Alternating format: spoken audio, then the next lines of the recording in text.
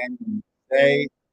While we're welcoming everyone from all over the world, also consider to share this out. Adam says he's in the center of the known universe, aka Brandon News.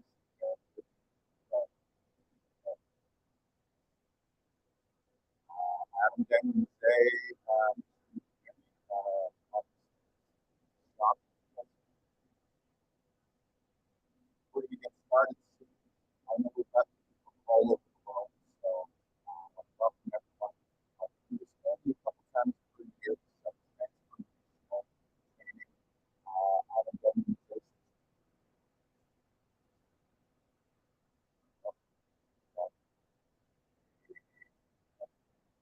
bear with any technical difficulties today. Communicate with the staff. I am here from Black Vikings headquarters. I'm Lars. Usually got my wingman here running the show, Brandon Knox, aka Broiler, aka Fort Knox, aka Spotify. However, he couldn't be here live in the studio today because on set. That's on set right now. But what better excuse to have this transformation launch? So today we're going to talk about a lot of things. Day one, 3 day series, and essentially what you do is learning strategies, tactics, systems, and processes that today's working auditions, working on so, I want to welcome everyone here. A few things. Make sure that congratulations on being here, but maybe you do today. Treat this as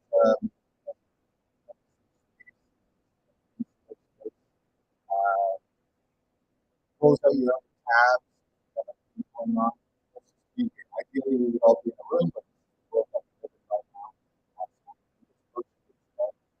But I will get to know all of you. Also, make sure that you give the stream out permission. That'll allow us to see the identity. We have unknown Facebook user here, also from Toronto. He or she would love to play harder. Rush hour.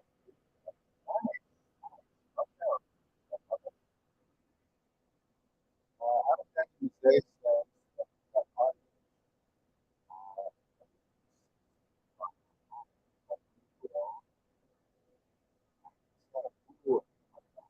how's that? You hearing me now? Thumbs up? Hello,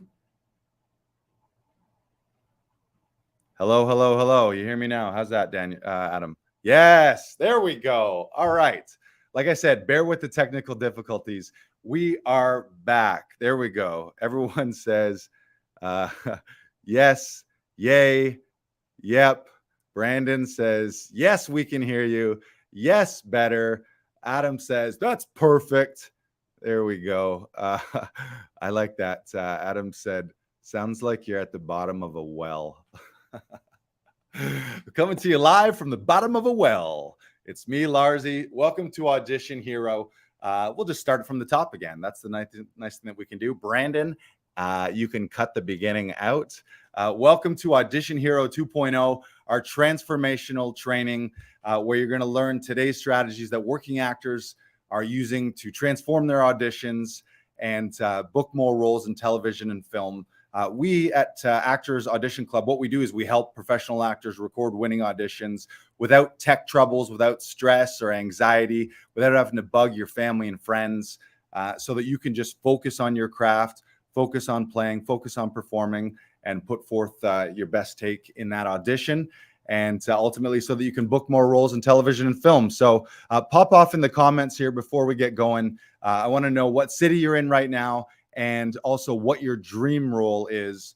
We're going to get going. Also, as I was saying, close out other tabs. Just be here, focus, okay? It's you, me. We're going to pretend that we're in a room, but we're in a global room around the world, somehow connected.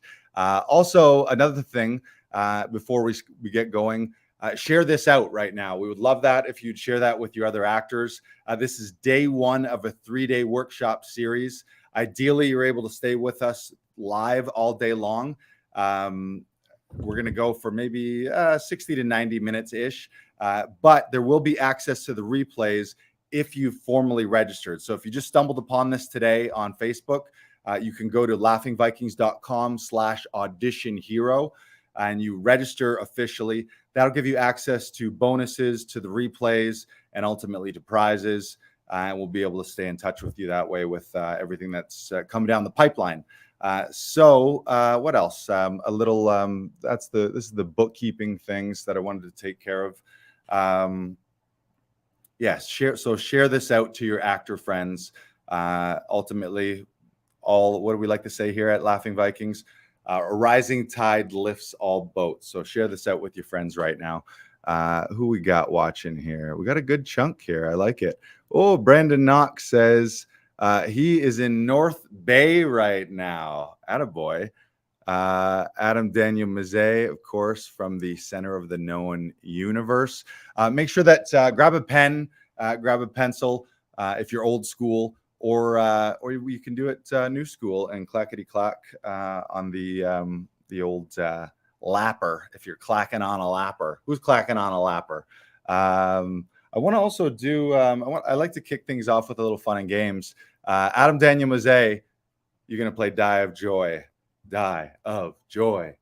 Die of joy. Adam, pick a number between, actually, you can pick any number, but I would suggest you pick it between 1 and 6 because I will be using the official Die of Joy die.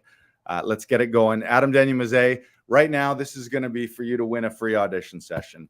We're just going to kick it off with prizes, but make sure you stick around because at the end of today's session, we're going to do another prize. And there's going to be a contest. You're going to get to hear the exact instructions. You're going to get your call to action. I know you're all actors, and a big part of being an actor is acting and taking actions.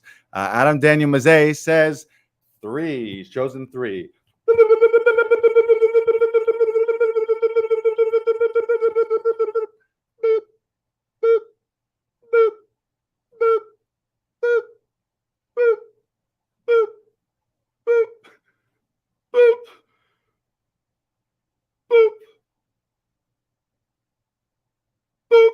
Ding ding ding ding ding ding ding ding ding ding ding ding ding ding ding ding. Whoop, whoop, whoop. Who would have thunk it? Adam Daniel Mazet, you're the winner of a audition session with Actors Audition Club. Congratulations. Love kicking it off with a little game of Die of Joy. Okay. A few other things that I just want to share with you is we're going to talk about some tactics, some strategies today.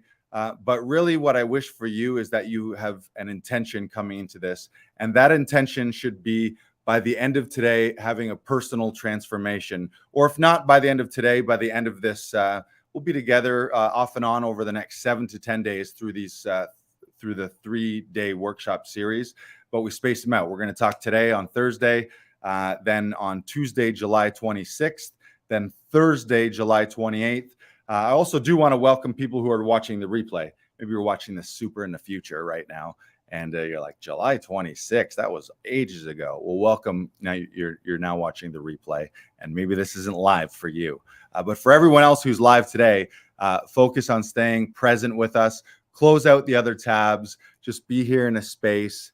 And I want you to set an intention right now, and I want you to type it in the chat, and just decide. Like everything in life and like in acting, you need to know, what are you fighting for? Why are you beginning the scene? Why are you entering on stage? What's your objective? So I want you to just pop off in the comments right now and tell me, what is your intention? What are you hoping to gain from this short time that we have together? This is incredible that we get to do this. I absolutely love this. The fact that we can connect globally and virtually. Brandon's on set right now in North Bay shooting a feature film. We got people from all over the world. Last Audition Hero, we had the United States, Canada, Mexico, Portugal, Lebanon, United Kingdom. So let us know where everyone is. There he is. Hello, hello, hello. Joao Pinho here from Evora City in Portugal. What's up? What's up? Good to see you, Joao. His dream role is play the Man of Steel or Son of Superman. I like that. Son of the Man of Steel. That's great. That's great. Okay. So we got people from all over the world, but set an intention right now. So I want you to type it in the comments or type it down for yourself. What do you intend to get out of this? You obviously clicked this link. You saw it on the internet. I'm assuming you're an actor and that you're here to improve your auditions. But by the end of today, what do you actually hope to achieve? And I also want you to make sure that you have a student mindset. Often when people come to workshops and any learning environment, our brain and our ego likes to filter things through. Do I know that or do I not know that? Have I heard that before? Have I not heard it before? Do I believe that or do I not believe that? Does that agree with what I've thought before, or does that disagree with what I've thought before? And when you're going through all that and you're battling that whole way, it doesn't really keep you open. So I invite everyone to be open, to have a growth mindset today. I might share some things that are flipping some of what you've learned before or heard before on their head. And some things I might just be reinforcing what you've heard before. I know we have people here that we worked with for years at Actors Audition Club, and we have people who have just met us. So you've just met me. You're like, who the heck is this guy? And I'll explain who I am and why the heck you should be listening to me in a few minutes. But I just encourage everyone to have that growth mindset, to be open-minded, and just get ready to learn, get ready to be transformed. So we'll talk about, let me call it up here to get going. You guys ready? You guys ready for the meat and potatoes? There's been a whole lot of rigmarole here and getting you excited, but you guys ready to actually get into this? Yes. Tim Daniels is here. Good, good, good. He says, growth and insight and to gain a deeper connection with my personal craft. Facebook, a user says, yes, sir. I like this one. From Facebook user, be sure to give StreamYard permission so we can see your name if you're joining us for the first time. Facebook user says, I'm here in Toronto. My intention is to rock a strong woman role, which I seem to be getting in more auditions lately. Yes, you get it. You're in the right spot here at Audition Hero. The world needs more heroes and more heroines. And Adam Daniel Mazet says, I want to be able to pick up a script in a short period of time, internalize it, and deliver a total kick-ass audition in as short a runway as possible. I want this to assist me on my journey to becoming a total professional, an acting professional. I like that, Adam. That's great. Thanks for sharing that. Okay, let me pull up what we're going to talk about first. So first, the promise to you today is that by the end of this session, and certainly by the end of the week, by the end of the 3-part training series, is that you'll be one step closer to stepping into your dream role in 2022. So first, who is this audition workshop for? It's obviously for actors, but this workshop, you could be in the business 30 years, you're a seasoned vet, you've been series leads, you've been leads in features, you've been on Broadway, or maybe you're just the brand new newbie. You just graduated film school or theater school, thrust out into the world, and now you're like, now what? And number one thing to start an acting career means you have to get jobs and get roles, which normally means coming out of the gate you're auditioning. But auditioning is a skill that we all use forever. There's even A-listers right now that they don't always get an offer. Sometimes they have to fight for something, which means they got to make an audition, which means they got to be their best.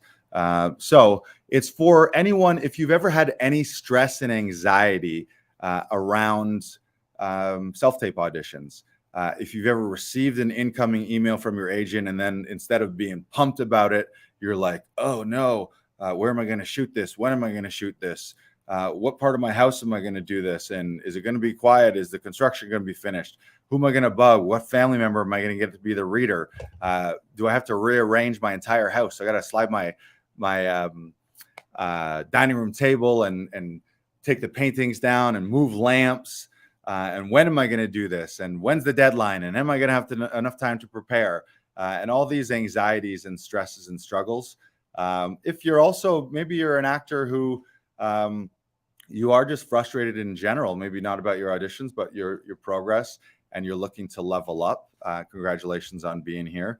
And also just anyone who is looking to step up into that hero role in their own life. One of the things I love about acting and about life and being an actor is so many things we learn about each of them are interwoven. Like you learn things in life and you're like, oh, that's going to be good for my acting. Or you learn something in an acting class and you're like, oh, that's going to be good for life. And as Tom Todoroff, one of our brilliant acting coaches, always says, to be an actor is really to be a professional human being. So the more you become a professional human being, the more you become a better professional actor. The more you become a better professional actor, the more you become a professional human being. So you know how it works. So what is the problem that we're going to try to address here is why you're not at that next level. What's the difference from being where you are now to where you want to be? And that's different for everyone too. So this isn't going to be a be all and end all and a catch all scenario.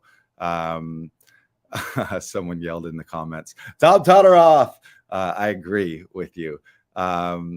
So the problem that we're going to solve today is how to take you from wherever you are. Maybe you're a brand new person. Maybe you're just doing student films. You're doing some background, wanting to get into more leading on-camera roles. Or maybe you're a lifetime vet and you're stalling and maybe you feel you plateaued.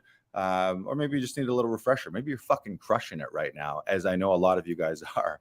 And you're just like, you know what? Best time to be crushing it is when you're crushing it. So I want to crush it a little bit more and just like keep that crush momentum going right now. I'm talking to you, Brandon Knox. I'm talking to you, Adam Daniel Mazet. I'm talking to you, Tim Daniels. Because what is possible when you solve this? When you can up-level your auditions and when you have your best auditions, what you want is you want to walk away from every audition thinking, man, there's no better that I could have done that. That was the best version of me right now, given the prep time that I had and the skills that I have as an actor. You don't ever want to be second guessing it, being like, oh, did I really do enough work? Was that the one? It's like you want to just come in, deliver the goods, deliver the performance of a lifetime in your audition, and then walk away and be like, if that's what you want, that's what I would give you. If that's not what you're looking for, so be it. But that was the best me that you just saw. And what is possible when you make that transformation? Let me tell all of you on the call right now, there's no better time to be an actor. There's more jobs out there. There's more productions. There's more streaming services and networks, more money being dumped into TV, film, and content creation than ever before. And it's in a global market. So it doesn't matter where you are in the world right now, where you're watching this from.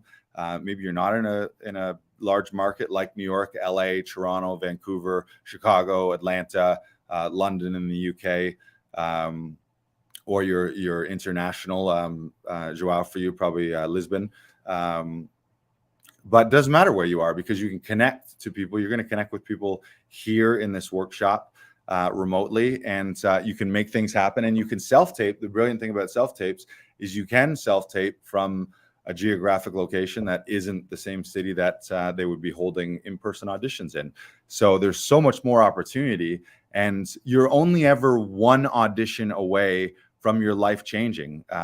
There's two ways to think about your acting career, and I think both of them are very healthy. One is the classic 20-year overnight success. This isn't a get-rich-quick scheme. It's not a oh, let me get famous and just pop off. It is a craft. It is a skill. It's a lifelong lifestyle, and you just need to trust that anything you continue to work on and anything that you continue to grow into, you're going to get better and better at, and you're going to continue to get more opportunities. But also at the same time, never forget that magic happens. And as Tom Todoroff often told us, he was like, a career happens when a specific actor meets a specific role and magic happens. And you can think about like just indelible roles in history about actors where it was like, that was the thing that once that happened, they were just off to the races and you heard about them always. Maybe they were working for 10 or 15 or 20 years before that, but then there was that one thing that became the thing. So it's this weird combo of a slow and steady journey, like just going for a hike, and also you want to be enjoying the process, the whole thing. It's not the destination, it's the journey. You want to enjoy every audition like that's the journey, rather than being so focused on, oh, I got to book the role. Is this what they wanted? Is this what they wanted? Actually see every audition as a chance to play, a chance to perform, a chance to tell a story, so that there is joy and pleasure and growth and learning in just the auditions, rather than, oh my God, stress, anxiety. Am I going to get the job? What do they want? What are they looking for? Do I fit the mold? Do I have enough time? Where am I going to shoot this? So like all those negative self-talk things. It's like the whole point here is acting should be a joyous occasion. It's supposed to be playful. It's supposed to be fun. So if you're watching this right now and you're thinking, that doesn't sound like my auditions at all, it's stressful as fuck, then you're in the right spot, because here at Actors Audition Club, our auditions are super fun. We always have a great time. And what is possible when you do solve this issue, it's like dream roles, and dream roles come true. So all of a sudden, you and your family and your friends around you are living a different life, because now you are leading a series, you're leading a feature, you created your own project, and you're just off to the races. So you're in the right spot today. Just trust us. We've done hundreds and thousands of auditions here through Actors Audition Club, and we've been seeing people change their lives. And I want to introduce you to a few of them right now. And I'm going to just share my screen real quick. Here we go. I want to introduce you. You guys see the screen? Tell me if you can see that. You see that?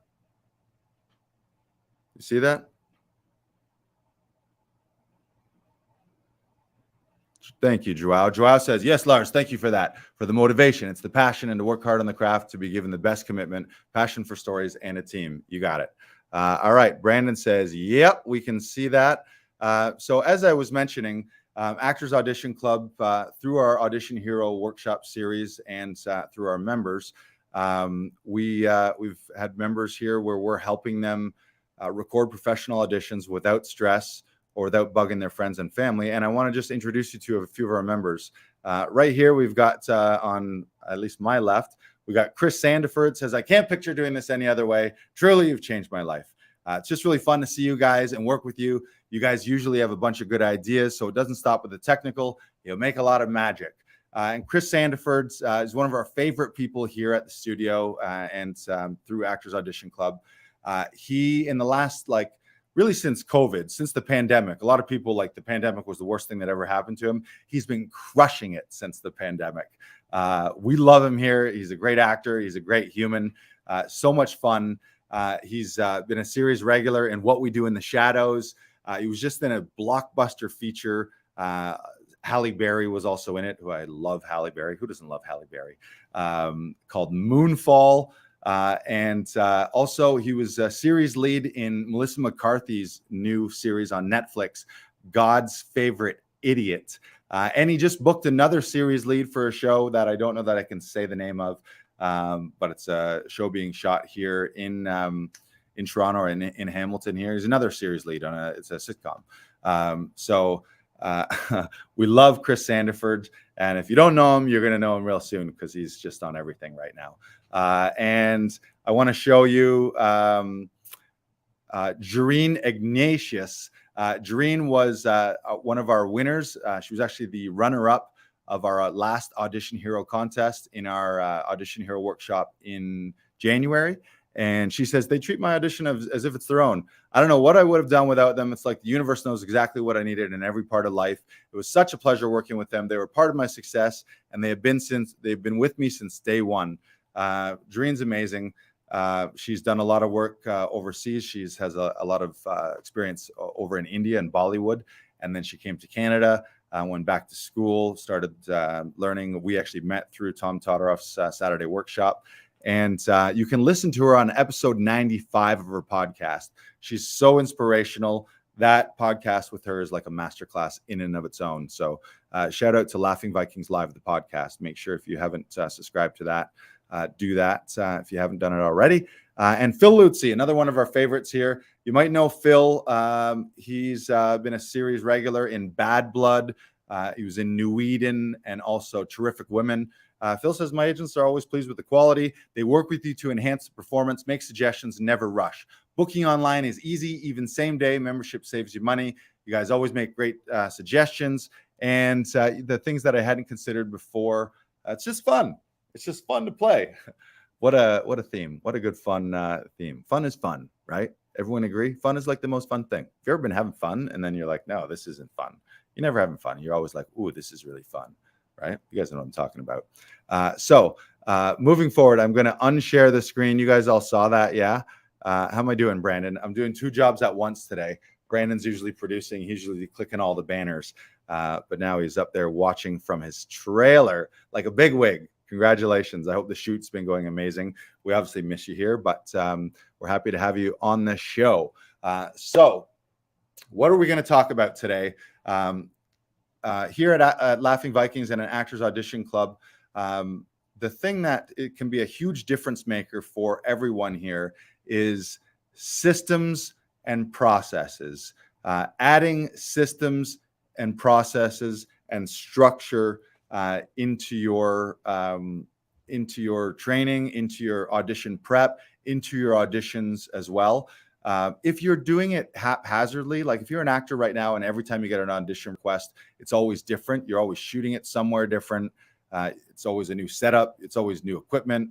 It's always a different reader. It's always a different location. Sometimes you spend a lot of time on it. Sometimes you spend no time. What you want to do is set yourself up with systems and processes and checklists. Our members here, like what I do, what Brandon does, what Chris, what Jareen, Phil, all of our members, what we do when we get an email, we go onto the website, we book an audition session with the session director. And so right away, we know where we're going to do it, when we're going to do it, with who we're going to do it. And then you can just continue from there on your prep. So I'm going to share another video here that's speaking about systems and processes in a minute. But first, what I want to share is I want to just pop this up here and just share who the heck am I and why should you listen to me? Some of you are probably thinking about right now. I know tons of you. Some of you are like, we know exactly who Lars is. I've known him for 5 years. He's the best. For those of you who don't, welcome. Hello. So I'm going to take you back. My name's Joe Lars Larson, born and raised in Orillia, Ontario, just north of Toronto. I'm actually a dual citizen. My mom's from New York City. My dad's from Canada. So I'm dually with the States and Canada, currently based in Toronto, but I bounce between New York and Toronto. And my background is not in TV, film, and acting. I didn't go, someone says, Lars is the best ever. Thank you. My background, believe it or not, I have a kinesiology degree because like a lot of people, when I was in high school, when university was coming up, I was like, I don't know what I want to do with my life. And so I asked the guidance counselor and they were like, kinesiology is a cool thing. And I like sports and I like science. And some of my friends were going to the University of Western Ontario. So I was like, kinesiology it is. And then after that, I didn't really know what I wanted to do with my life, but I knew I wanted to take a year off. I was thinking either med school or chiro or physiotherapy or naturopathy. In that year, I started working for a sales company in life insurance, everyone's dream career. I worked for a life insurance company for 9 or 10 years and then realized, hey, this is not my dream. I started feeling like this is not what I meant for. It was an amazing company, an amazing corporate opportunity. There was a lot of growth. It was fun. It was very supportive environment, but it was a corporate gig. And I started having inklings of stand-up and of television film. I'd always been a big fan of comedians and of television and film. So it was something that always just jazzed me up. And I was like a fanboy from a distance, but I'd never been around it. So I decided to take the leap. I was like, either I'm ever going to do this or I'm going to regret this on my deathbed. So in, when was it? October 2009, I answered an ad on Craigslist that said, so you want to be a comedian? And that led to my amateur night debut at Yuck Yucks in London, Ontario. And I never stopped from there. I started doing stand-up as often as I could. In London at the time, that only meant like maybe a couple times a week. Then I eventually moved to Toronto so that I could do stand-up every night of the week. And then I got into improv classes, dinner theater, which I had also done in London, Ontario. Started doing every student film I could ever do. I did a ton of background. Literally, I worked on every university and college in the Greater Toronto area that has a TV and film or an acting program. I've been in one of their student films. I got on background productions, and then was able to get an agent after about 6 months through a recommendation, and then started working in commercials first, and then small roles in television and film, then leading roles in television and film, and leading roles in features. And a few highlights for me. One of the biggest ones first on was I did 20 episodes of a super fun show called Almost Genius on what was it? CMT Canada, which is Country Music Television Canada. It was a core ensemble cast of stand-up and sketch and improv comedians, just wacky sketch comedy, all kinds of crazy wigs and fake beards and fake mustaches and just silly, wacky stuff. For 3 months in a green screen studio was the first time that I had ever been like, where it felt like this was my job. Like a lot of times in acting, you work a day here, you work a day there, you're on set for a commercial, you're on set for a few days in a television series, or you have a theater run, but then they come and go. But this was 3 months where I was in a green screen studio, and at the end of every week, I got a check for $2,400. They were paying us $1,200 an episode. It was a non-union gig. And I was like, holy shit, I'm living my dream. Like, this is it. I've made it. And we only did that one season. We did 20 episodes. The other highlight for me was I was recurring in a kids show, fantastic show called Oh Yuck. There's robots and puppets and animation and all kinds of stuff. I played a guy called Lou, the main man handy. I was the maintenance man, but you can call me the main man. Get it? Main man. See what I did there? Because I was the maintenance man. And I remember on that show, we did 5 episodes, and it was so fun. I would get scripts and I would be like, holy shit, this is hilarious. I was laughing out loud before I was even doing the scenes. And then I was laughing when I'm rehearsing them. And I said to the lead one day in wardrobe, Kane Trammels, who's a fantastic Australian actor. I said to Kane, I was like, man, if I never got to do any other thing ever in my career, ever, like no more TV, no more theater, no more stand-up, no more movies, no more anything, but I got to do this every day, and this was just my thing forever. I said to him, man, I would be like, I'd take that in a heartbeat. Another dream gig. It was just like, this is so fun. Literally my first day on set, we were having a birthday party food fight. So my first day on set was like, okay, here's the cake and here's the cookies and here's everything. And it was just us whipping food at each other. It was so fun. And another one was being lead in the series Fear Thy Neighbor, not a comedy, not a kid show. It was a true crime, basically murder reenactment show based on a true crime that happened in Florida. And that was really intense. That was being number 1 on the call sheet for an entire week shooting that. Yeah, obviously guns and stunts and all that kind of crazy stuff.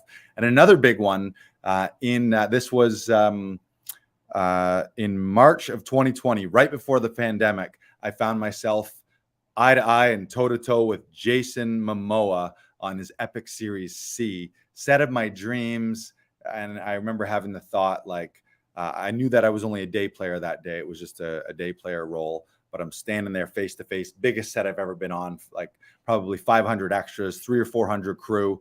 And it was a beautiful day. It was freezing cold. It was like 20 below, but beautiful sunny day. It was Valentine's Day, actually. So it wasn't March 2020. It was just before the pandemic. It was Valentine's Day 2020, right before COVID shut everything down. And I'm there on set. Jason fucking Momoa is in front of me. We're doing a handful of takes. And he's going away to Video Village to talk to the director, then coming back, giving me notes, giving director notes. At one point, he comes back and he's like, we got to do it again. I think your beard touched my beard. At that time, I had a bit of scruff and he had a bit of scruff. And in the series, for those who don't know, everyone cannot see. So we're 2 people who can't see, and we're just supposed to brush past each other, and we actually touched each other. And he comes back and says, we got to do that again. Your beard touched my beard. And I remember looking at him that day and thinking, man, right there in your shoes. But as me is where I want to be. Is like I was in my dream spot. So it was just a glimpse of things of to come. But obviously everyone here at Audition Hero wants to be in that same spot. So we're going to talk now about your struggles and your frustrations. The other thing, aside from having this career myself, is the unique thing about me as an actor is in 2017, I decided, okay, I need to have all this gear for my own home studio, for my own auditions. So I bought all the gear. I leased the studio space here in Toronto. And so that all I needed to ever do when I got an audition was turn on the lights, turn on the camera, and go. I didn't want to be like having to scramble and be frustrated and anxious about how am I going to do this. I recognized very early on, if you're an actor, you need to have your own home studio. And now, since the pandemic, you need to have that even more. But so in 2017, we started this.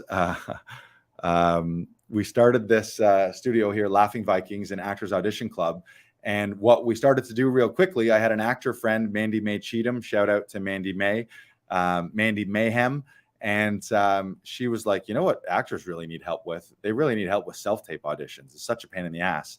And at the time, it was a growing thing. Now it's almost all exclusively self-tapes after the pandemic. So if you haven't figured out Zoom and you don't have a home space or you haven't found a studio, then I don't know how you're doing this. You're probably doing it with a lot of stress and anxiety. But I recognize that, okay, let's have this studio. We started a community. We've helped hundreds of actors do thousands of auditions in studio, and since the pandemic, a ton virtually with members across the world where we connect via Zoom, and we work with these actors to produce winning auditions so that you as the actor, you don't have to think about the tech issues. You don't have to think about recording and editing or, I mean, think about it, but you have a pair of second eyes. You have a session director who's helping you with framing, with lighting, who's helping editing afterwards. So you don't have to worry about the tech. And we've done that with thousands of people, hundreds here in Toronto and remotely. And we've helped people book big roles in commercials, in television and film.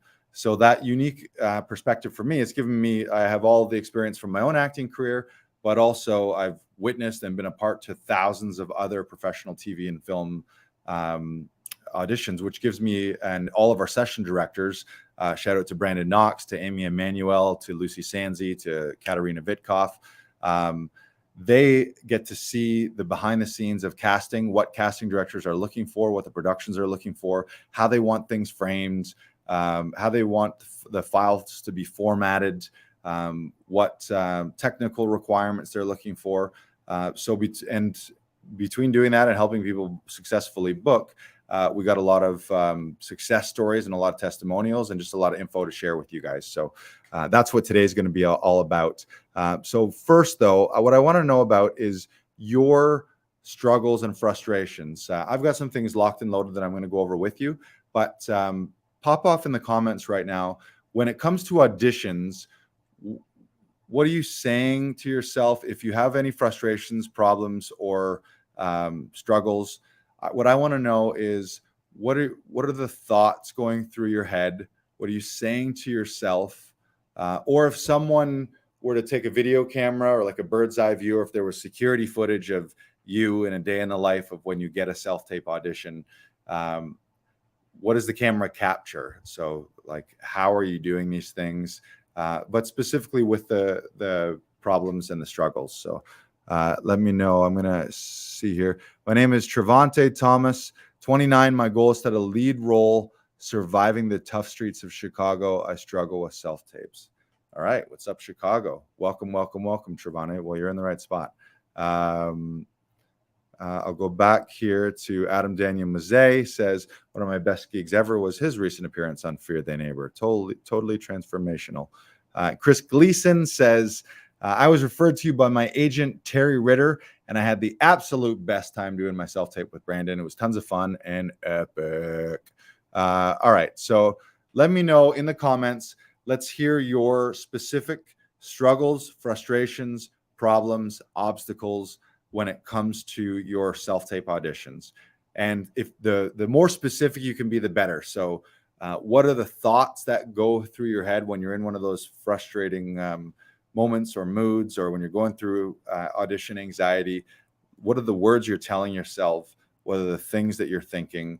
And then the other one is, if a bird's eye view, if a camera were to look at you, what are you actually doing on those days? On an audition prep day, what are you doing? If someone were to come in and catch you, like if it was the president of Hollywood wants to come in and be like, "Hi, what's this guy doing? You got an audition today? Let's see how you do it, son." That's what I want to know. And we're going to go through some things with you. Facebook user says, I feel like the expectations for self-tape have gotten a lot more demanding. I want to not get frustrated and needing to piece an entire production together. Yeah, there is the role of an actor has very much changed. It used to be you would just walk into the room and you didn't touch any of the equipment. You didn't have to edit anything together. That was it. You just came into the room and played, and then you had to go. But in Actor 2.0 or 3.0 or Actor 2022, that means you got to have knowledge of Zoom, which means you need to have a laptop or a smartphone. You need to have knowledge of frame and camera. You probably have some knowledge of an editing software. So yeah, times are changing. So you either need to master that yourself, or you need to find a community or partnerships where you have that. One of my mentors, James Wedmore, through Business by Design, through his program, often says, do less, earn more. Do less, earn more. And that sounds like he's advocating laziness, but that's not really what he means. He's like, find your zone of genius, find your area of expertise, and spend most of your time doing that. And for an artist and for an actor, yeah, you didn't spend 4 years of your life learning how to edit an iMovie. That wasn't what you did. Or you haven't spent 20 years of your life studying the craft. But it's a reality of being an actor today. So if you're an actor today and Zoom scares you, or self-tapes scare you and cause anxiety, then it's something that you need to fix. So that's it's great that you're here today. Adam Daniel Mazet says, specific struggle, always thinking about being more stillness, not face acting. Face acting is kind of fun sometimes too, right? Caging the beast, channeling all that energy like a cyclops, opposed to beaming it all over. All right, thank you for that. All right, let's look at the comments. So be writing this down right now. I want you to, what we're going to do is, again, this is called a workshop, which I know a lot of this is going to seem ranty and just me giving you this download of everything that's in my brain today. And hopefully you pick up bits and pieces. By the way, when you do have those aha moments, if there's something that I say that really makes you think or resonates, let us know in the comments. Give me like a boom or a mic drop or something like that. But tell me, I want you guys to describe where you are right now. What are those specific frustrations? What are you saying to yourself? What are you thinking? What's your self-talk around auditions? And then physically, what are you doing? Someone were to record you on the day of an audition. What does that look like? Is that you scrambling, moving furniture and moving lamps and making 1,000 phone calls to figure out who's going to help you, and looking at the clock because, oh shit, the deadline's coming up. How am I going to do this? How am I going to do this? Frantically figuring it out. Tim Daniels says, when I get a self-tape audition, reading the details for the request, a little voice in my head tries to convince me that I am not what they're looking for. Interesting. So I spend a long time trying to work myself up inside before letting myself go play. At home, it takes me an hour before I feel like I get in the groove. All right, well, that's good self-awareness. This is good. The point of this is to be transformational. In any transformational process, I want to remind everyone today that for any change, it's really going to be an identity change. We're going to give you tactics and strategies and processes, things that you can follow. Everyone wants to know, like, tell me what to do, tell me what to do, tell me what to do. And we're going to do some of that. But all of that is useless if you've got garbage up here, or if the identity and the story that you're telling yourself, a story like, man, I'm not right for this. Why did my agent send me for this? Oh, I could never be this guy. I'm not right. I'm not the right fit. This isn't me. That story, you could have the best acting craft in the world, be the best actor, spend the most amount of time prepping it, just be incredible, look incredible, have the most amazing camera, everything perfect. You have the best reader. But if the thing inside your head is, I'm not right for this, it's not going to work out. And what's probably going to happen is you're going to sabotage it all from the beginning by not prepping very much, by not investing in the audition, by half-assing it, because you're like, well, why would I put so much effort into this? The self-sabotage things that your ego does. Like, well, why would I prep for this? I don't know. I'm not right for this. I'll just record a quickie. And then when you don't book it, it's just like, see, I was right. It's funny that the stories that we will believe and the stories that we will fight for in our own brains that don't serve us. Like, Tim, that story doesn't serve you. It's like, how are you going to get opportunities if every time you're given an opportunity you think this opportunity is not for me? Like, that's like, and your agent is like, I'm trying to help you here, and you're like, this isn't for me, and this isn't for me, this isn't for me. Not to say that everything has to be for you and you don't have to say yes to everything. Learning to say no is very important as well. But if you're looking at something that actually is great for you and you're thinking, oh, how do I figure out how I'm not right for this, that's not a good one. What else do we say here? My thoughts are crazy. I set up cameras in my house. I talk over and over and over with myself, and I just believe I'm going to nail it. Ooh, I love that. That's good. That's good. Joao says, my struggle right now is lack of opportunity in auditions for film and television, but I believe in better days. Good. And part of this was a bit of a trick question. I framed that as, tell me your problems, tell me your struggles, tell me your frustrations, to get that out of you.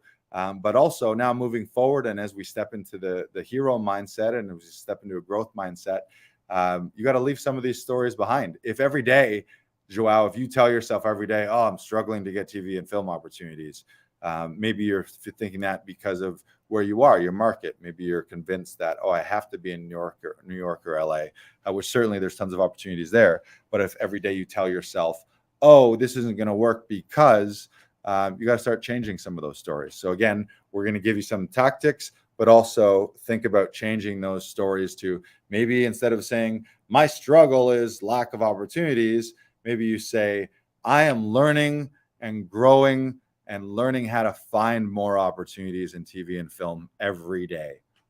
That's a good thing to say. And then what do? Your brain will start figuring out, again, you're in a connected world, so you can be submitting for projects all over the world. It could be self-taping, you could be connecting, collaborating. Maybe you got to work out some work visa situations too, but opportunity is out there. The truth is out there, and opportunity. So struggles, frustrations, thank you for sharing those. I'm going to move into the fact that professionals follow systems and processes. They don't just wing it. So a lot of those frustrations, anxieties, and problems are coming from the fact that you're doing it different every time. You're winging it different. So we're going to talk a lot about systems and processes and checklists. And I want to share a video, a clip. We're going to share a clip with you right now. This is a clip specifically on the power of checklists and processes. When somebody wants to stress the simplicity of a task, they might say something like, it's not rocket science, or it doesn't take a brain surgeon. You know, these are very commonly said examples, and what we're really trying to do in these examples is just call out and compare something that's so easy to something so incredibly difficult. And maybe because of those statements itself, the thought of being a rocket scientist or a brain surgeon, maybe those are some of the most respected intellectual professions today. It's so difficult to be these people, so much intelligence is required, it's sometimes unrelatable to the common person. But what if there was something that they do every day? What if there was something they do that you could do in your everyday life to help improve yourself and the lives of others? Let's dig into that thought. Let's take surgery, for example. Whether it's brain surgery or heart surgery, this is obviously incredibly complex and stressful. The stakes are high, and it is life or death. And so billions of dollars have been invested into developing equipment, drugs, and even surgical robots to help ensure the success of this profession. In all the technology and the advances in medicine, there would be one study that would be done that implemented a very interesting tool that actually cost no more than a single piece of paper. This study was done in 2008 by Dr. Atul Gawande through the World Health Organization. It was conducted through 8 different hospitals. Some of them were some of the most technologically advanced hospitals in the United States. Some of them were more rural, like in Tanzania. And in each one of these hospitals, they looked at heart surgery and how they could improve the success rate, the survival rate of heart surgery. And that piece of paper, the only thing it had on it, was a 19-point checklist. They did not add even a single piece of equipment. No additional money was spent prior to the start of this study. And just using a simple checklist to remind the surgery team and the surgeon him or herself of these tasks created a decrease of 36% of major post-surgical complications in just 6 months after they implemented this checklist. Death rates decreased by 47%. 3 months later, 78% of participants in the surgery team said they'd personally seen the checklist prevent an error in the operating room. 87% said it improved patient care. Even the most intelligent people in the world know that checklists can make a difference. They can do so many things for us. They help us when our memory is bad, when we're juggling a complex situation. It helps us remember those tasks that, of course, we're smart enough to do, but can we remember it all? It also forces planning. A checklist is a plan, and that helps us go into a situation with more thought. It also makes the situation easier and less stressful. That's what a checklist does. Checklists, though, aren't beneficial only in life or death situations, like in the case of these hospitals. They can help us every day in accomplishing goals and fulfilling promises, whether that's planning a family trip, planning a volunteer project, a new workout plan, even preparing for a difficult, perhaps stressful conversation with someone. Checklists can be there for you. What is your promise, your commitment? How can a checklist help you in that complexity or planning? Here are 5 best practices for your next checklist. Number 1, keep it ordinal. The order matters. Let's take the example of being a youth coach, taking kids on an away trip. Okay, you've got a checklist going for all the different things you need to do. Packing the supplies and equipment, renting the van, getting the kids together. All of this is organized in a list, but it's not ordinal. As you're going through the trip, the kids all arrive to a location, you get in the van, you keep going, you get to the hotel, and you realize that at the bottom of your checklist, there's a line for collecting waivers. Well, at this point, what's the point of collecting waivers? The thought of a waiver is to have it before the kids go on the trip. Checklists are beneficial, but they are more beneficial when they're put in order. The order can help us perform in a way that accounts for the consequences of stages and steps. Number 2, use questions. Questions provoke thought. Don't just put line items as statements or items. Really get yourself thinking with the checklist. For example, maybe you need to pack a camera to record footage of the kids because that would make their parents really happy. We could just put camera on the checklist, but a better statement might be, is the camera and its accessories packed and charged? You see how this question begs us to think a little bit deeper. Use questions in your checklist. Number 3, divide your checklist into sections or phases. This makes it much more approachable. You see, a list can get very long and overwhelming, and the truth is, if something isn't simple and usable, then you're not going to use it. So divide it into sections. In the example of taking the kids on the tournament trip, we could separate into 4 sections. Planning, which is only really thought. This second step could be organizing, really starting to put the equipment, supplies, and tasks together. The third could be execution, fulfilling that plan, and finally follow-up, because there's always something to do after, right? Separate your long list into different sections, make it easier for yourself, make it a little bit more approachable. Number 4, leave a place for notes. Checklists should be somewhat interactive. Not only for the immediate value, maybe just a place to write a note where you've got to really act on that task right now, but also for consistent improvement. That notes section can help you improve the checklist for next time around. For example, maybe on this trip with the kids, you've got a point where you get to a restaurant and you realize that some of the kids have food allergies, and that's not something you accounted for in the beginning and thus didn't account for in your restaurant selection. That'd be a great thing to note in the notes section so that next time you can account for this thing that was unforeseen. It's hard to make improvements and act in that moment without a little section for notes. So think about that. Lastly, number 5, actually check off the checklist or strike through the line. There are countless studies that have been done about the release of dopamine in our brain when we have a moment of accomplishment. We literally have a sense of happiness, so to speak, when we've accomplished something, and why not? You've fulfilled an item, you've kept part of your promise. Get that sense of satisfaction out of that moment. Don't just use a checklist as a reference tool. Sometimes a checklist is just a reference tool, but often it will prove more value if it's physically used. At the end of the day, though, checklists, even with all these benefits, even with best practices put in place, they are still kind of boring. They are still kind of tedious. But you know what? Sometimes that's what it takes to keep a promise. Are you willing to endure the boring? Willing to endure the tedious? Are you willing to do what it takes to achieve your promise?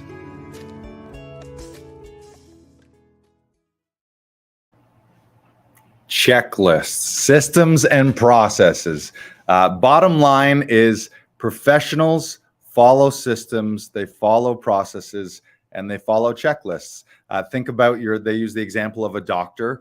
How would you feel if you got rolled in the surgery and you just overheard the doctor, the nurse comes up and be like, yes, here's your surgery, pre-surgery checklist. And he's like, I don't use checklists. I wing it, I know what I'm doing. Or your pilot. There's a reason that they follow that, because it eliminates a lot of human error, and it just makes sure that everything is done. You certainly wouldn't want to hear a pilot say, I'm just going to wing it. See what I did there? Just going to wing it. You'd be like, no, follow the fucking checklist. Make sure you did all the things and check the fuel and check the gauges and check this flap and check that flap. You got to do all that stuff.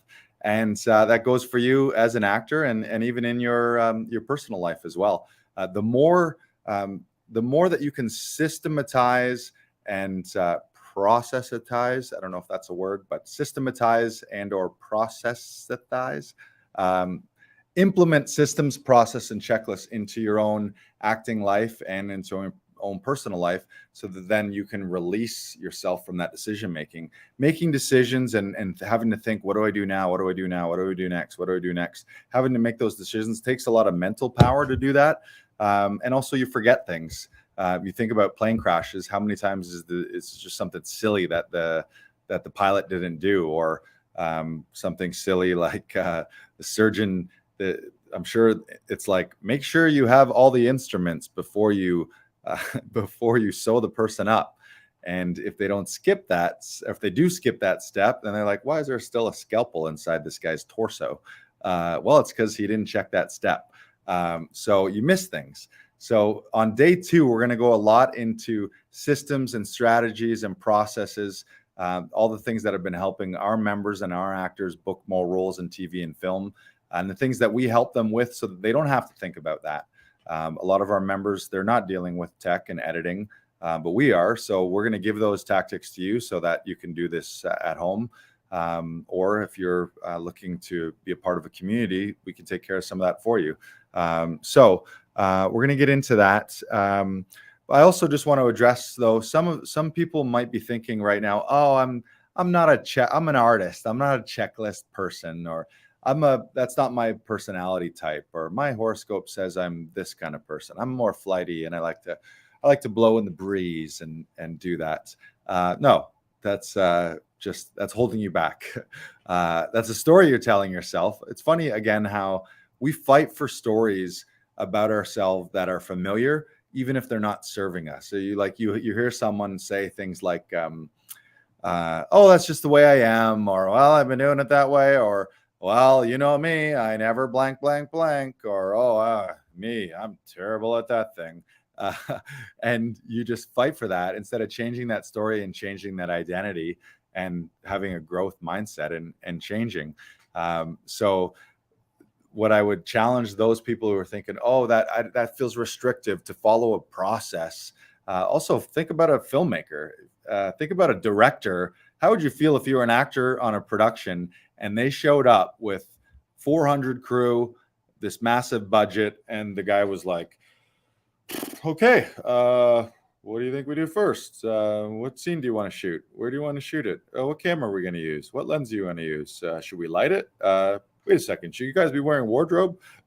Like, that would not work. You think about the world of television and film, never more does there need to be organization and checklists and processes and systems of communication. You think about the teamwork that it takes to put together a production. It's massive. Or a director or a DP, if they came and they didn't have a shot list, it's like you would waste so much time doing that. And you might also be thinking to yourself, oh, I don't have a system process and I feel like I do great auditions. Maybe you have great auditions, but maybe it's taking you double the amount of time or triple the amount of time. Certainly if you're spending it with family members, this is a big warning that I give everyone. If you're a family member or spouse or a person you're taped with is a TV film actor professional, meaning they understand the craft of acting and the craft of auditioning, and they also understand the world of television and film casting and just how the process works and how productions and how casting works. Great. But if you're using a spouse or your brother or your sister or your kids or a neighbor or someone who has no idea about that world, even if they're well-meaning and maybe you lucked out and they're great readers, you got to ask yourself, every television production and every film production that you've ever seen on a big network or streaming or in theaters, it was with a professional crew and it was with a professional cast. They didn't just find a random guy and they were like, hey Doug, you mind grabbing camera here and putting this together? It's like, no, you're not using Doug, your neighbor. You're using a television and film professional. Now you don't have to, and that could still mean that like you'd be like, well, I got it done. But maybe you got it done in to double, triple the amount of time. So are you spending 4 hours in an afternoon setting up and dealing with things? And also that person, they don't know the ins and outs of the industry and won't have those directorial eyes. So if you're working with someone who's not a professional, then you got to ask yourself, what are you missing?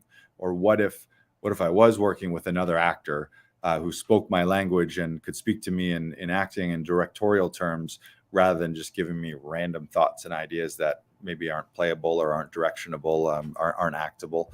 Or maybe you're getting in like weird cat fights with your husband or spouse. And it's like, if it's stressful for your family, it's like, if you have a spouse, God bless them for being supportive of you.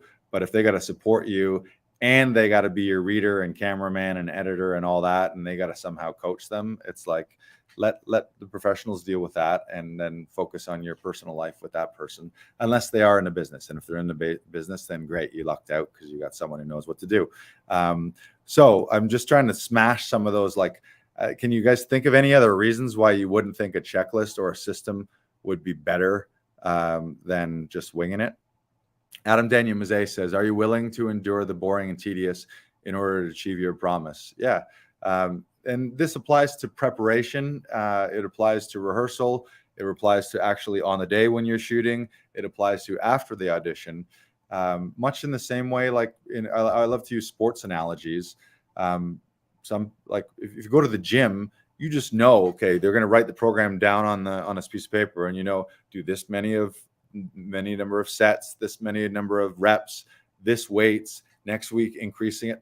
They're following a system. So do this, do this, do this, do this, do this, do this.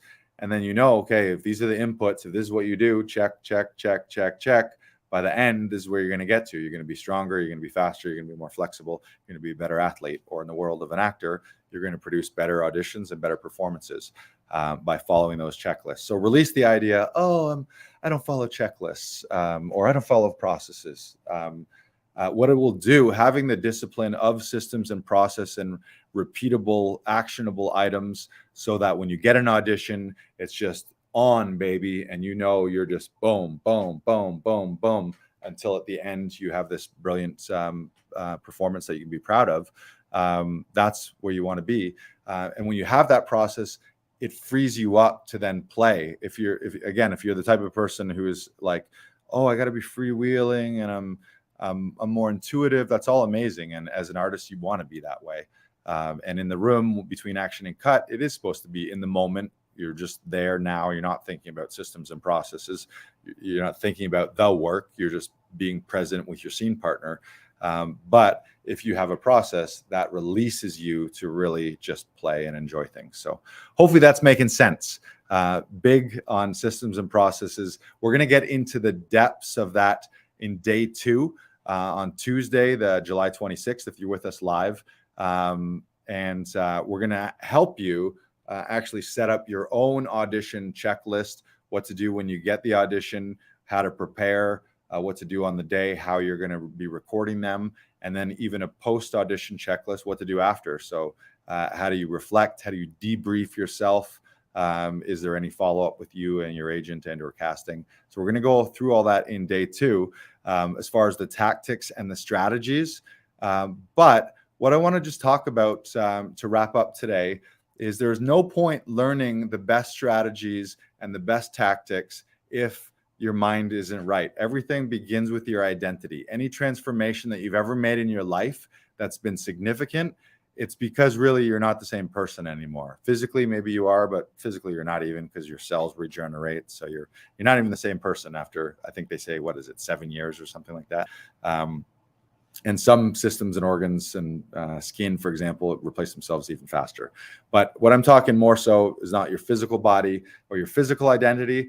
I'm talking about your mindset and the stories you tell yourself, specifically talking about your current situation, wherever you are now, including whatever struggles, anxieties, frustrations, problems, obstacles you're facing right now in your acting career or in your audition life.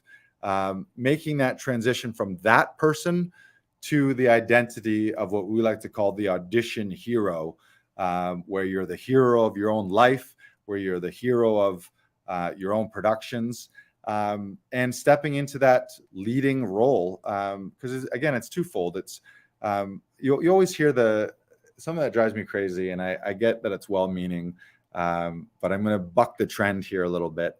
You hear everyone's heard the term, oh, there's no such thing as a small role, only small actors. It's something that people like to hear. And it's like, yeah, there's going to be one-liners and small roles. Everyone has to be the tree in the school play at some point, or the guy that orders the hot dog, or the hot dog vendor, or the concierge that's got that one line. But you don't want to be a small role in your own life. And I'm going to argue, I'm going to push back. Yeah, there are small roles. They have a smaller amount of lines in the script. They have a smaller amount of zeros on their paycheck. They have a smaller trailer on set. They have a smaller amount of residuals. They have a smaller amount of screen time. They have a smaller amount of press. They have a smaller vehicle picking them up to bring them to set, if anything. So yeah, there are small roles. You don't want to be a small actor, of course. So I agree with that part of things. But there are small roles. They come with small lines, small paychecks, small amounts of time on set, smaller lunches, smaller everything. But that's not where you want to stay. Yeah, you got to begin there. So there's no harm in doing that. We've all had one-liners and SOC.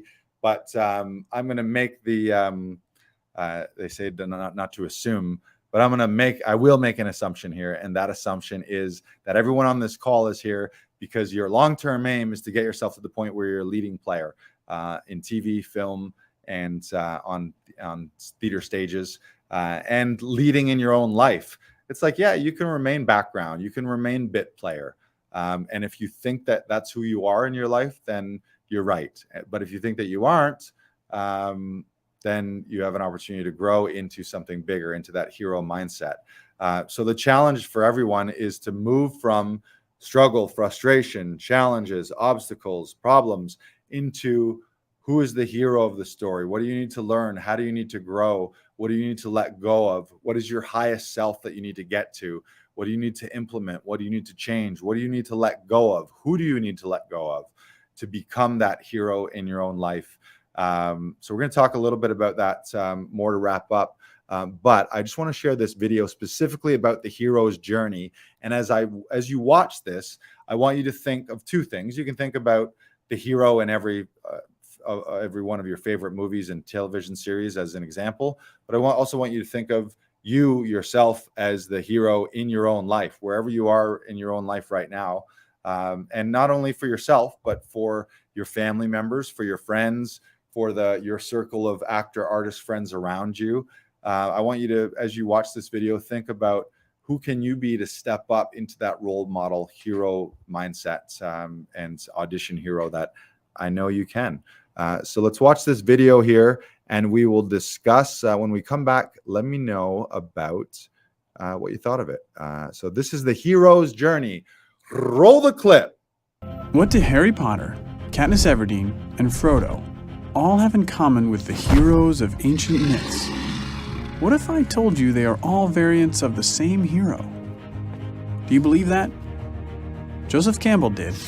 He studied myths from all over the world and published a book called The Hero with a Thousand Faces, retelling dozens of stories and explaining how each represents the monomyth or hero's journey. So, what is the hero's journey? Think of it as a cycle. The journey begins and ends in the hero's ordinary world, but the quest passes through an unfamiliar, special world. Along the way, there are some key events. Think about your favorite book or movie. Does it follow this pattern? Status quo, that's where we start. 1 o'clock, call to adventure. The hero receives a mysterious message, an invitation, a challenge. 2 o'clock, assistance. The hero needs some help, probably from someone older, wiser. 3 o'clock, departure. The hero crosses the threshold from his normal, safe home and enters the special world and adventure. We're not in Kansas anymore. 4 o'clock, trials. Being a hero is hard work. Our hero solves a riddle, slays a monster, escapes from a trap. 5 o'clock, approach. It's time to face the biggest ordeal, the hero's worst fear. 6 o'clock, crisis. This is the hero's darkest hour.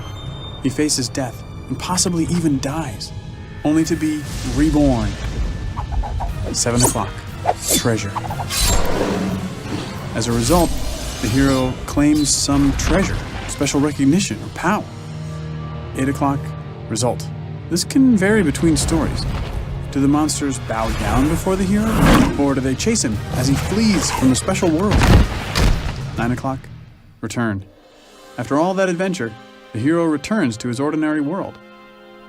10 o'clock, new life. This quest has changed the hero. He has outgrown his old life. 11 o'clock, resolution. All the tangled plot lines get straightened out. 12 o'clock, status quo, but upgraded to a new level. Nothing is quite the same once you're a hero. Many popular books and movies follow this ancient formula pretty closely.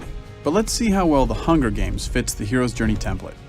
When does Katniss Everdeen hear a call to adventure that gets the story moving? When her sister's name is called from the lottery. How about assistance? Is anyone going to help her on her adventure? Hey, Mitch. What about departure? Does she leave her ordinary world? She gets on a train to the capital. Okay, so you get the idea. What do you have in common with Harry Potter, Katniss Everdeen, and Frodo?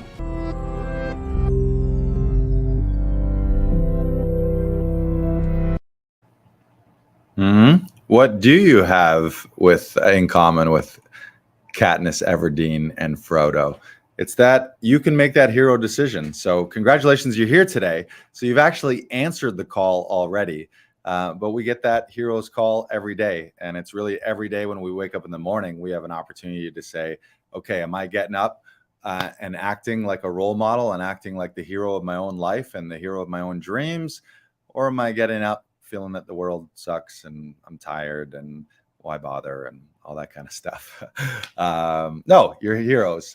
So I want to just share a little bit about what that means in depth, because it's a growth mindset, and it's a shift in your thinking. It's a mindset shift. So that's what I encourage everyone to do. I told you earlier at the beginning of the session that in order to get the success that you want from this, there's going to be a transformation. Where you are when you started this workshop, by the end, ideally, you're going to be someone completely different and stepping into that dream role in your own life as an audition hero. So I want to just talk a little bit about, I'm going to share the screen here one more time. I'm going to talk about the hero mindset and the hero's brain. Step into your brain. Can you see that? Let me know if you can see it. It might need to make your screen a little bigger. I'll make it as big as I can on my end. But there's really two mindsets.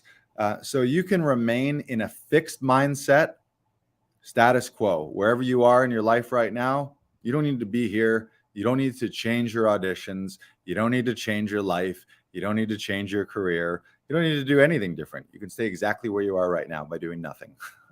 Stay exactly whatever you've done for the last 20 years, 30 years. If you're happy with it and you like exactly where you are, then stay exactly there right now. But if you want to step in something new, that's going to take an identity shift. It's going to take a new set of thinking, a new set of beliefs, and ultimately you starting to act and think and feel like a hero in your own life, and to grow. So what is a fixed mindset? Let me know if you can see this. Make sure that you can see this. I think you can. Yeah, there you go. So a fixed mindset, some people believe your intelligence and who you are as a person is static, which really makes no sense. Like, yeah, you grow a lot as a kid, but what, you graduated high school or college and then you were 20 and then that was it? You're just whatever your 20-year-old self was forever? No, hopefully not. That's very sad. But what does that lead you to do? If you have a fixed mindset, it leads to desires to look smart, and then therefore you have a tendency to avoid challenges, versus a growth mindset. If you look at that chart, that's a belief that intelligence and really any skill can be developed. So if you're new to this whole game right now, it doesn't matter whether it's new to acting, new to auditioning, new to anything. The reality is humans, we're not born with this innate like skill list. We have certain things, like we have certain amount of reflex and things like that. But the program to be, how to be a human or how to be an actor is not just downloaded or uploaded into us at birth. It's like we know how to, in the beginning, it's like we know how to scream, we know how to poop, we know how to suck on a boob, and that's about it. We know how to breathe, I guess. And then we learn everything else. So intelligence can be developed. So what's the difference? Someone with a fixed mindset, when they encounter a challenges, oh no, don't want to go into a challenge there. That doesn't feel good. I don't want to grow. That's just, I avoid challenges. Versus something that's hard or challenging or difficult or an obstacle. Someone with a growth mindset is like, ooh, this is an opportunity for me to grow. I'm feeling growing pains right now because this is an opportunity for my mindset to grow. So when you have a growth mindset and you come up with a challenge, something new that doesn't feel good, that feels hard, then you embrace it and you're like, man, I love this. Fixed mindset people, they give up easily too. Fixed mindset, it's like, yeah, you do a few auditions, doesn't work out, it wasn't meant to be. Or you book some big things and then you lose them and you're like, oh, it wasn't meant to be. Or you book something, shoot something, get paid for it, and it never airs because they canceled it. And you're like, oh, this wasn't meant to be. You can avoid those obstacles and you give up early, versus someone who is just persist in the face of obstacles. Someone with a growth mindset is going to persist. And think about that in the acting world. It's like, or you often hear the term, it's not how many times you get knocked down, it's how many times you get back up. And it's just trusting in the process, trusting that with continued growth and continued opportunities, it's going to work for you, and you're going to get to where you want to be, or you just quit. And if you're the actor right now thinking, man, am I really cut out for this? Can I do this? Is this really for me? Or should I just give up on this dream? I would challenge you to say that, yeah, either or is true. You can quit or you can continue. But if you're going to continue, you got to be continuing with a growth mindset, versus doing things how you've been doing them over and over and over again. Effort. If you don't think you're going to succeed and growing sucks and things are hard, you're going to see effort as fruitless or worse. You're going to be like, well, why would I try on this? I'm not right for this anyways. I don't know why my agent sent this out for me or sent me out for this. Why bother? Oh, they're just going to book a big name for this, or they're just booking this type of people now, or that type of people, or whatever the story is, whatever the negative self-sabotage story is that you tell yourself, then you're going to be like, well, why bother? why put in the time? Or, oh, I got this so last minute, I'm never going to have enough time to be my best. Oh, I wish they'd give us more time, so I'll just half-ass it. Yeah, I only got 8 hours, so I only had 8 hours. Well, what if you just prep for 6 of those 8 hours, or 4 of those 8 hours, or as many of those hours you possibly could? You don't, because you're like, why bother? Versus a growth mindset person, they're like, effort equals mastery. If I put in the time, if I put in the hours, if I put in the rehearsal time, put in the reps, if I say my lines and run the scene 50 times, 100 times, 200 times, and continue to train and continue to go to class, that is my path to mastery. Effort equals the mastery. In the doing is the learning. Also, criticism. When you get criticized, if you're a fixed mindset person, it's going to be seen as a real attack, and you're going to get negative feedback, but then you're going to ignore it because it feels bad. You're like, oh, fuck you. Don't say bad things about me. I don't like that. That's just who I am. And you're going to ignore it. Versus someone with a growth mindset is going to learn from those criticisms. And so you can get feedback, but not take it personally. If a director says something to you, or one of your coaches says something to you, someone on sets mentioned something, or I was going to say someone in the YouTube comments or on social media, but you probably shouldn't be listening to people on social media, random people anyways. But you learn from criticism. So you ask yourself, okay, I'm not going to see that as an attack. I'm going to see where are the grains of truth that I can find in that, and what can I do to learn from that? And the success of others, this is a big one right now. And this is a big litmus test for you right now. If you're wondering, if you're like, oh no, I'm already in the hero mindset and a growth mindset, or you're wondering like, am I in a fixed mindset? This is a huge one. Ask yourself, when you see the success of others, do you feel threatened by that? Do you think, hey, they got something that was mine? Do you think, why did they get it and not me? Oh, poor me. Or I deserve it more than them. How come I'm not going to be getting that? Or, oh, they only got that because blankety blank, blank, blank. They're just lucky, or they're just this, or they're just that. If you're thinking that right now, then here's where we need to work. I give you all the strategies and tactics and best practices of how to audition. I literally give you like the holy grail, and you throw it away because your brain isn't ready to do it.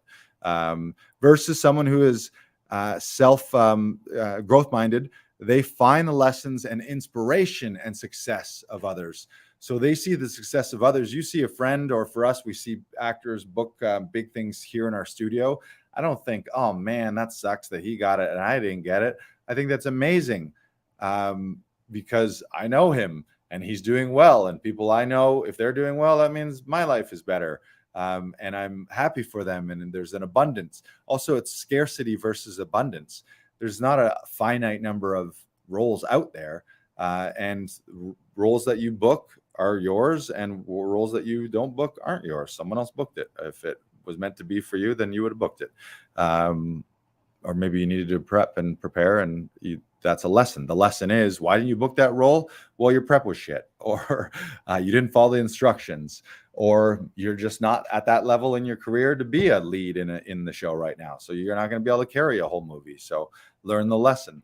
But get inspired by others, manifest things through others. When you see others' success around you, see that as a sign that success is coming towards you. One of my favorite things in the world is finding out people I know book big roles, and book in the stand-up world, book big showcases and festivals. It's my favorite thing in the world. They get TV sets. They're on like a late night show, and I get to message them and be like, fuck that. I've known that guy for 10 years. I remember when we were doing shitty open mics. I did a student film with that guy. That's amazing. I can't believe you're there.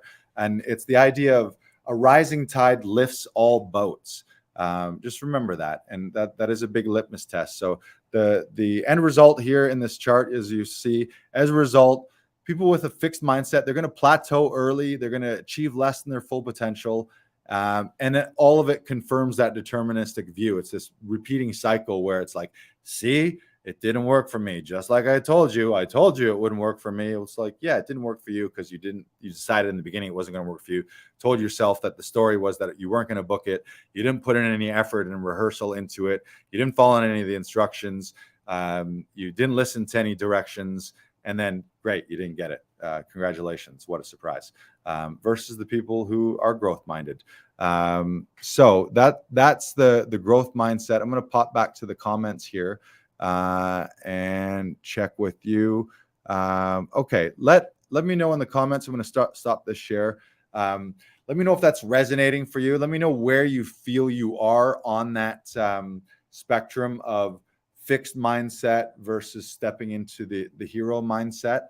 And my wish for you is that at the end of these 3 sessions, that you'll mindset wise be ready to transform and step into that lead role and hero role in your own life and in your own career. And we're going to follow up with the exact systems and processes and strategies that today's working actors are using to book winning auditions and to book more roles in television, film. But we can't do that until you have this transformation. That's why we do this up front. And I know it's frustrating for you. You'd be like, Lars, just tell me the secret sauce. Tell me the ingredients. Tell me what I need to do. Tell me what you need to do. I'm telling you what you need to do is sit with yourself and really think and meditate on where are you mentally. Are you in a fixed mindset? Are you in a growth mindset? What stories can you let go? What stories do you need to let go that are holding you back? What habits do you need to let go that are holding you back? What people or circles or negative scenarios do you need to let go that are holding you back? And then more importantly, forward think into what's the future going to be like for you when you do step into that hero mindset. When you are the lead actor in your own life first, and you are the hero of your own acting career, leading yourself to then be the lead hero in a series, in a feature film. How is that going to change your life? How's that going to change your thinking? How's that going to change your lifestyle? What's that going to do for your family, for your friends? Where are you going to be living? What are you going to be able to contribute as a result of that? The increased platform or the increased impact that you can have as a result of that. How are you going to use that for good in the world?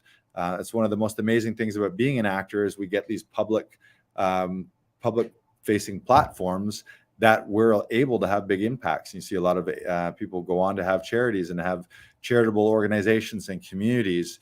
So I want you to think bigger than if you're just thinking like, oh, how can I book this audition so I can get a day on set, so I can make $1,000. It's like you're thinking way too small. And that's probably the reason you're not getting that kind of stuff. If you're thinking like, how do I grab this? I got to grab that slice of the pie. The world's fucking abundant as fuck. There's more for everyone. There's more than enough for everyone. It's also fierce competition. There is fierce competition, but it's also very, very abundant. So you got to ask yourself, am I going to compete by being a professional and by raising my personal standards so that I can be in that competitive arena of professional acting in television and film and theater? Or am I a dabbler? And if you're a dabbler, you're a dabbler. That's okay too. And you do this for fun. And you're in community theater and you have other ways to support yourself, and that's okay too. But if you're looking to elevate yourself to be in these epic productions and to be the hero in your own life and your own dreams and your own career, and to really change the lives, it's like any of these auditions, lead roles and series regulars, those are 6 figures, 7 figures. If you look at the long tail of things, when you get to the top game and looking at residuals, then maybe you get into 7, 8 figures. So it's game-changing numbers. And I don't want you to think small. Stop thinking small day players. And I know in every market, that's how you break in. You first through your agent, you get one-liners, you get SOC stuff. But work on your craft so that you're mastering leading parts and leading players, playing roles, and then fight to get those bigger roles. You sooner or later, you don't have to accept a one-liner. You could say to your agent, hey, you know what? I think I'm done with one-liners. See what happens. So your call to action, Tim Daniels says, before we get to your call to action, I'm working on embracing the challenges of the growth mindset, remembering that it's so worth the trouble that comes with it rather than staying the same. Yes, agree, Tim Daniels. So I want to wrap things up for today. I want to say thanks for everyone who's been joining us on day 1. We got 2 amazing days left. And in between, we'll be going back and forth, and I'll be talking with you guys in the Facebook group. A few things. Here's your call to action. You're all actors, which the root word is act. So your call to action is, I want you to spend some time with yourself, but then I want you to share it. So hopefully this has got you thinking. And I want you to share a few things. Specifically, what is your dream role? And be specific in that. Is it lead in a specific show or a specific type of show? Is it a role that already exists? Is it a show that already exists? Or is it a story that you want to tell, that you want to create? Be very specific with that. The universe does cool things. When you're real specific about it, the universe is specific, and it responds to specificity. And just like specific actors who make strong, specific choices, they really stand out versus doing cliche, generic things. So it doesn't make sense for you to, if you want to really succeed in TV and film or in anything in your life, you need to have a clear destination. And it's that fucking old adage that you always hear people say. You hear it 1,000 times, and maybe this is the 1,000th time that you've heard this and it finally sinks in today. But it's like, if you're going somewhere, say you're like, I need to get to New York. Well, you need to know your destination. You can't just arrive at the Los Angeles airport and be like, I don't know, you got planes around here? I think I need to go towards that coast. No, first things needs to be like, I want to get to New York. And then you got to figure out how you're going to get there. You're going to take a plane, you're going to take a bus, you're going to take a train, or you're going to walk there. You're going to rollerblade there, you're going to skateboard there, you're going to cross-country ski. But you need the destination first, and then you can work backwards from the destination. So what I want you to think of is, be very specific. Think about, what is your dream role? What is your dream life? What is your dream day in the life as an actor? See that and feel that in you right now. Spend some time, spend 20 minutes, half an hour when we log off with yourself. Give yourself that gift. Maybe you've thought of this before, but it's time to reconnect to it and think of, what is my ideal life? What do I want it to be? What do I want to see in my life? How do I want to operate when it comes to auditions? How do I want to operate as an actor when I'm showing up on these epic sets? Carve that out and really see it and really be specific and write it down. And then also, like, who do you need to become to do that? What habits and strategies? A lot of these things you already know. Everyone comes to workshops looking for nuggets, but you hear whispers in your mind all the time. There's probably at least 3 things right now that you're doing or not doing that, if you did them consistently, your life and your career would be better. All of us do that. And that's the tough thing, is like, if you were your own life coach and you could zoom outside of yourself and take an honest, objective look without giving yourself all the bullshit and all the stories and all the justifications on why or why not you're not operating at your highest self. Think about that. What do you need to become? And then also, what do you need to let go of? There are old habits, there are old stories, there are old bad practices. There might be certain people in your life that you need to limit or just put the throttle on a little bit, where you're just like, okay, we're cool, but we don't need to spend every day having coffee. You know what I mean? And that's tough when it's family members or close friends, but you got to be aware of that. And also, what are you feeding your mind too? What's your social media feed look like? Are you watching the news? Are you watching junk? Are you scrolling through just comparing yourself, feeling jealous to other people? Or are you scrolling and using social media as a tool where you're feeding yourself all these positive things? Are you using this as a fucking incredible tool that it is to connect and to find resources and to find opportunities? Or are you using this for gossip and for garbage and for bullshit and for stress and anxiety and all the things that can be bad with it? And so here's the action. So think about all this, your action, and this is the prize. And everyone who enters and does this and follows through is going to be entered to win a free audition session, either in studio or virtually via Zoom. One of our session directors will connect with you on one of your next auditions. We'll work with you to direct and shoot and edit your audition. If you currently don't have an agent and you're not auditioning, then what we can do with you is we can record a scene or an audition scene that then you can present to potentially a prospective agent or a casting director so we could spend a session with you. And that is to go into the Audition Hero Facebook group by midnight tonight. It's July 21st right now. By midnight tonight, spend the time thinking and meditating on all these things. What your dream role, what's your dream life, what do you need to become, who do you need to become, what do you need to let go of? And then I want you to share a video post in the Facebook group. And if you don't have the Facebook group, or if you haven't registered yet, you need to go to laughingvikings.com/audition hero, and you can formally register, and that'll give you access to the private Facebook group community. I just put the link in the chat. That'll also give you access to the directory page where you're going to find the replays to this. So I strongly encourage that you watch the replays if there's something that you missed, or something you want to really drill in. For those who are watching the replays, you missed this live, but we're going to be doing day 2, July 26th.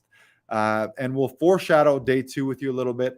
On day 2, we're going to go into those exact systems and processes.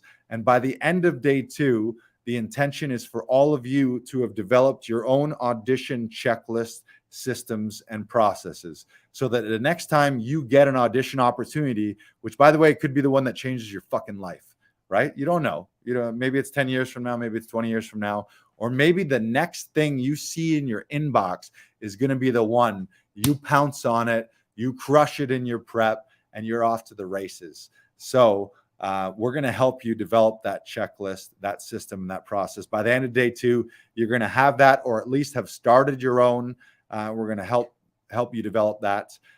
But the contest tonight, again, hop into the Facebook group, share with us. And remember, why are you sharing? A lot of people don't like sharing this stuff. Oh, I'm going to keep that secret. Your stories encourage other people.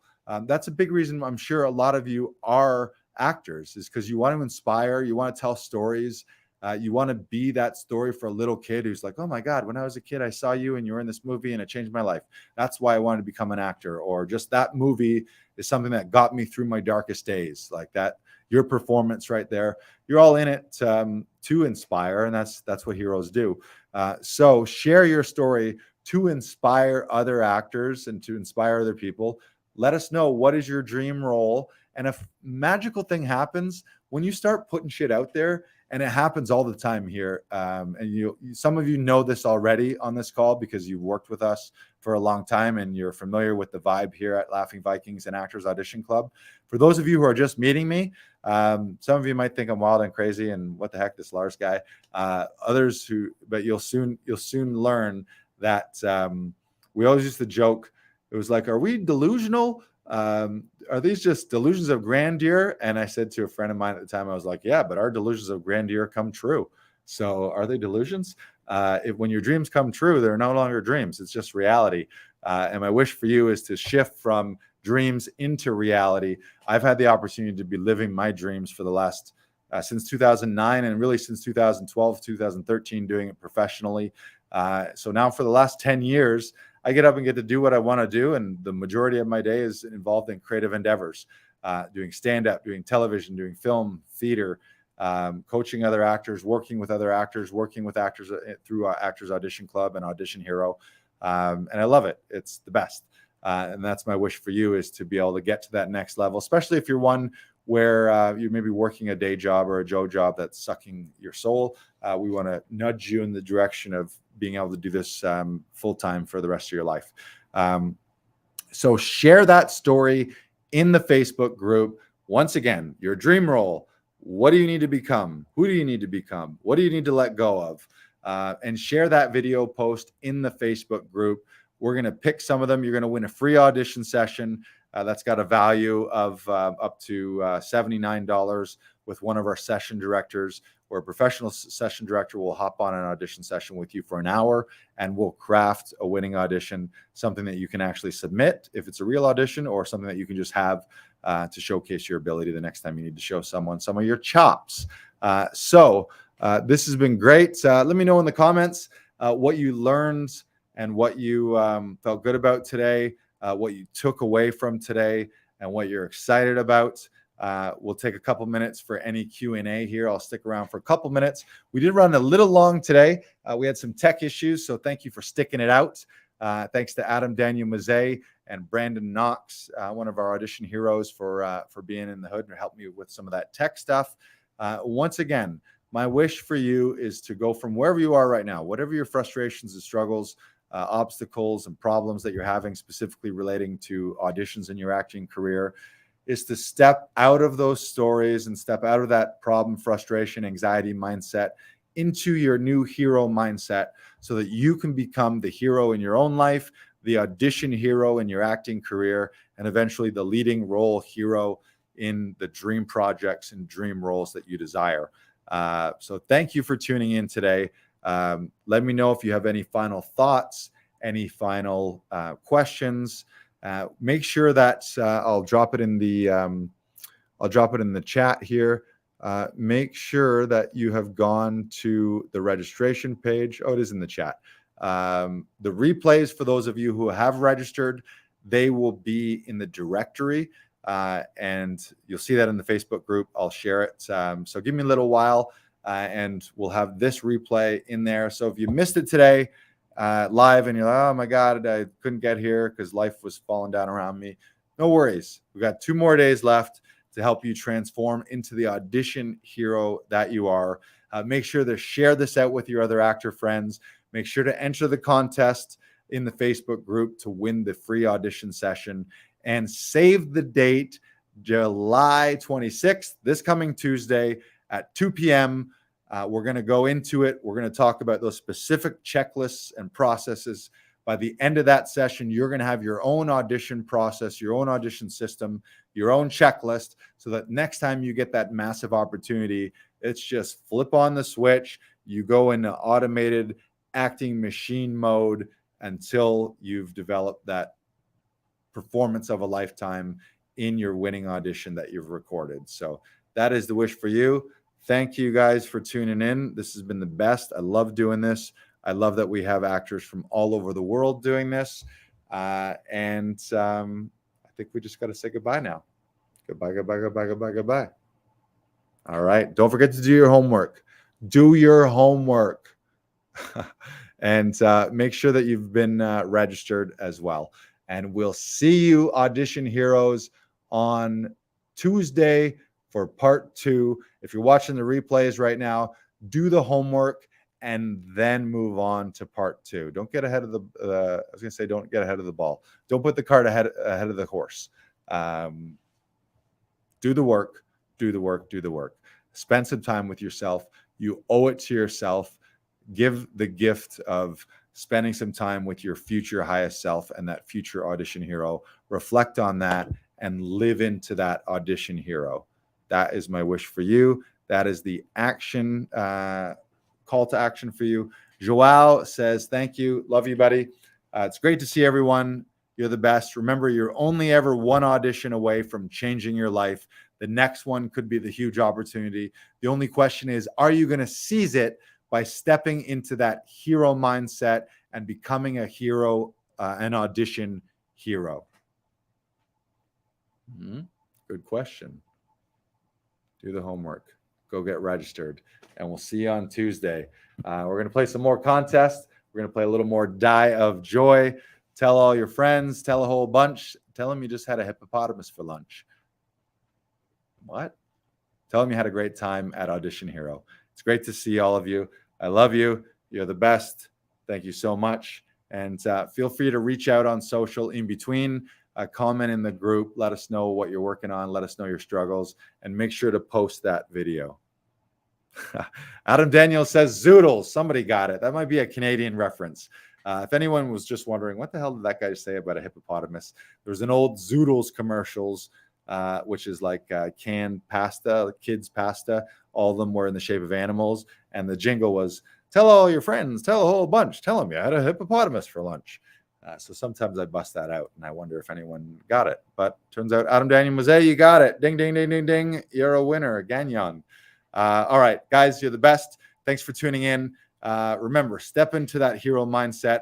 Enter the contest. We'll see you Tuesday the 26th. Tell all your friends. You're the best. By the end of the next 7 to 10 days, you will have transformed. You're going to be a different person. You will have stepped into that growth-minded hero mindset so that you can step into your own dream role and your own dream life in 2022. That's what I wish for you. Now go get it.